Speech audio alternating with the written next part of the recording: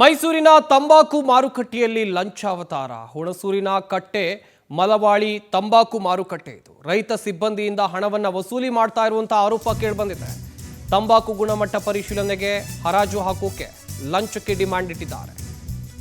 ಹುಣಸೂರಿನ ಕಟ್ಟೆ ಮಳಲವಾಡಿ ಮಾರ್ಕೆಟ್ನಲ್ಲಿ ರೈತರಿಂದ ಸಿಬ್ಬಂದಿ ಲಂಚವನ್ನು ಪಡಿತಾ ಇದ್ದಾರೆ. ರೈತರಿಂದ ಸಿಬ್ಬಂದಿ ಹಣವನ್ನು ಸ್ವೀಕರಿಸುವಂತಹ ವಿಡಿಯೋ ಕೂಡ ವೈರಲ್ ಆಗಿದೆ. ಮಾರುಕಟ್ಟೆಯಲ್ಲಿ ಸಿಬ್ಬಂದಿ ಜೊತೆ ಮಧ್ಯವರ್ತಿಗಳು ಡೀಲನ್ನು ಕುದುರಿಸಿಕೊಳ್ತಾ ಇದ್ದಾರೆ. ಮಾರುಕಟ್ಟೆ ಅವ್ಯವಸ್ಥೆ ವಿರುದ್ಧ ಅನ್ನದಾತರು ಆಕ್ರೋಶವನ್ನ ದೊಡ್ಡ ಮಟ್ಟದಲ್ಲಿ ವ್ಯಕ್ತಪಡಿಸ್ತಾ ಇದ್ದಾರೆ. ಮಾರುಕಟ್ಟೆ ಅವ್ಯವಸ್ಥೆ ವಿರುದ್ಧ ಒಂದ್ ಕಡೆಯಲ್ಲಿ ರೈತ ಬೆಳೆದಂತ ಬೆಳೆಯನ್ನ ಮಾರುಕಟ್ಟೆಗೆ ತಗೊಂಡು ಹೋದ್ರೆ ಎಷ್ಟೆಲ್ಲ ಕಷ್ಟಪಡಬೇಕು. ಅಲ್ಲಿ ಮಧ್ಯವರ್ತಿಗಳಿರ್ತಾರೆ, ದಲ್ಲಾಳಿಗಳಿರ್ತಾರೆ. ಅವರಿಗೆಲ್ಲ ಲಂಚವನ್ನ ಕೊಟ್ಟು ರೈತನಿಗೆ ಬರೋದು ಅಷ್ಟೋ ಇಷ್ಟೋ ಹಣ. ಅದರಲ್ಲೇ ಆತ ಜೀವನವನ್ನ ಸಾಗಿಸಬೇಕು, ಮುಂದಿನ ಬೆಳೆಯನ್ನ ಬೆಳಿಬೇಕು.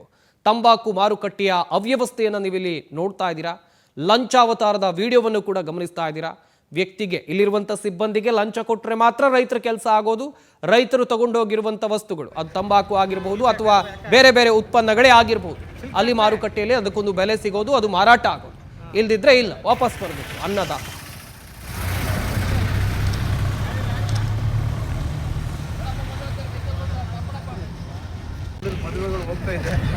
ಸಿಲ್ಕ್ ಫ್ಯಾಕ್ಟ್ರಿ ಹತ್ರ ಯಾಕ ಸಿಲ್ಕ್ ಫ್ಯಾಕ್ಟ್ರಿ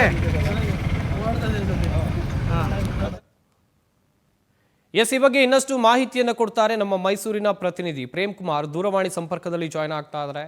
ಪ್ರೇಮ್ ಕುಮಾರ್, ಗಮನಿಸ್ತಾ ಇದ್ವಿ ಲಂಚಾವತಾರದ ವಿಡಿಯೋ. ಒಂದ್ ಕಡೆಯಲ್ಲಿ ಸಿಬ್ಬಂದಿಯೇ ರೈತರಿಂದ ಲಂಚಕ್ಕೆ ಡಿಮ್ಯಾಂಡ್ ಮಾಡ್ತಾ ಇದ್ದಾರೆ. ಈ ರೀತಿಯಾಗಿ ಲಂಚವನ್ನ ಪೀಕ್ತಾ ಹೋದ್ರೆ ರೈತರ ಕಥೆ ಏನು, ಹೇಗಿದೆ ಅಲ್ಲಿನ ಅವ್ಯವಸ್ಥೆ ಅಂತೇಳಿ? ಸಂಪತ್, ಏನು ಮೈಸೂರು ಜಿಲ್ಲೆ ಸಿಎಂ ತವರು ಜಿಲ್ಲೆ, ಇಂತಹ ಜಿಲ್ಲೆಯಲ್ಲೇ ಲಂಚಾವತಾರ ಕೂಡ ಹೆಚ್ಚೆಚ್ಚಾಗಿ ಕಂಡುಬರ್ತಾ ಇರುವಂತದ್ದು. ಏನು ರೈತರು ಬೆಳೆದಂತ ಬೆಳೆಯನ್ನ ಒಂದು ಮಾರ್ಕೆಟ್ ನಲ್ಲಿ ಮಾರಾಟ ಮಾಡೋದಕ್ಕೋಸ್ಕರ ಕೂಡ ಹಣವನ್ನ ಕೊಡ್ಬೇಕಾಗುತ್ತೆ, ಲಂಚವನ್ನ ಕೊಡ್ಬೇಕಾದಂತ ಪರಿಸ್ಥಿತಿ ನಿರ್ಮಾಣವಾಗಿರುವಂತದ್ದು.